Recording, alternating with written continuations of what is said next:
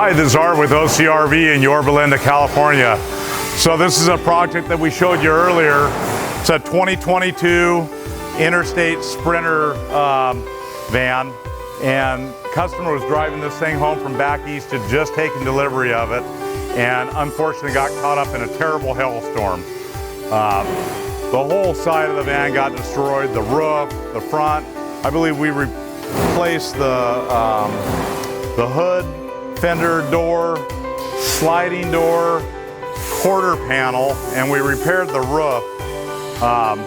And so luckily he got tucked in next to a semi truck and it didn't destroy the other side. And I'm proud to say this thing looks better than new.